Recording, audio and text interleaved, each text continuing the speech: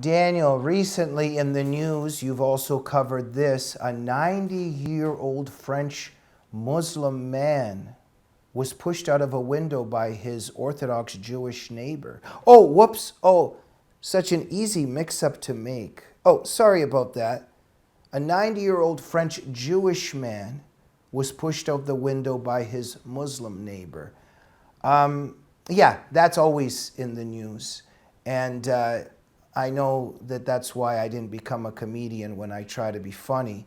But I mean that sarcasm, because when do we see that in the news? When do we see that a Jewish person pushed a Muslim neighbor out of a window? But in terms of what you're covering, what just happened in France, this is happening daily. And we do also know that the foundation and inspiration for this is in the Quran, and we're not allowed to talk about it.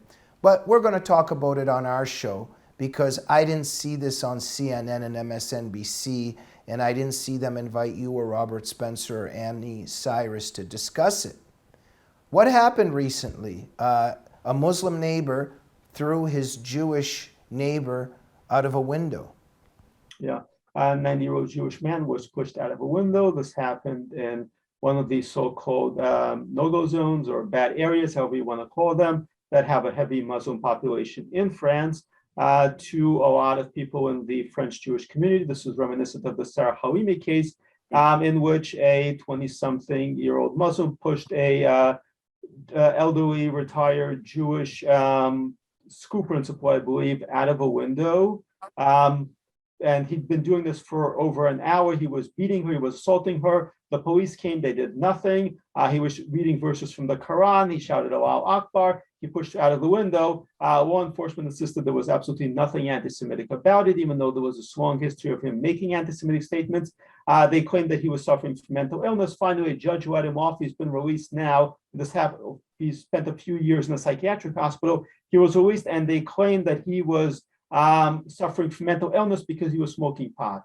So the bottom line is you've got French authorities that are willing, like our authorities, to give Muslim jihadists, Muslim anti-Semites, Muslim anti-Christian attackers a pass on everything. And even when the facts are very plain and very obvious, they still get the not just the benefit of the doubt, but every possible loophole. Daniel, Ilan Halimi, 23-year-old Parisian Jewish boy, kidnapped and tortured for 24 days by Muslims in 2004, was this Muslim gang called the Barbarians.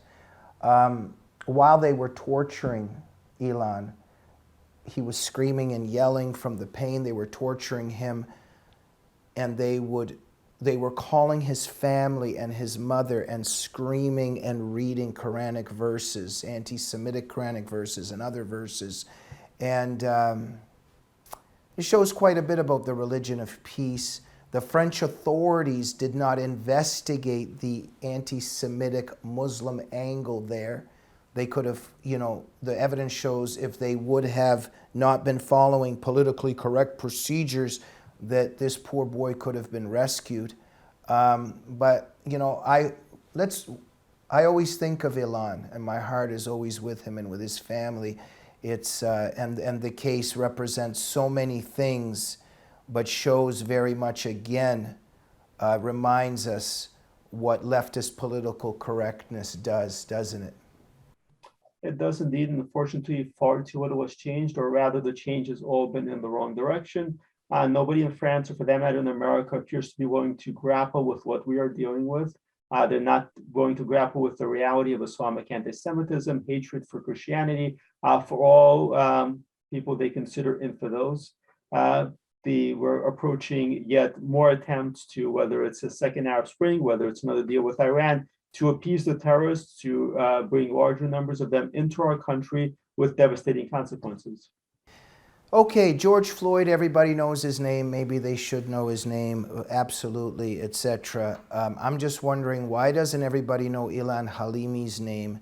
And when will there be a 1-hour special on CNN and MSNBC about him and what caused the torture and murder of him, and to invite some experts to discuss that? I think I won't hold my breath.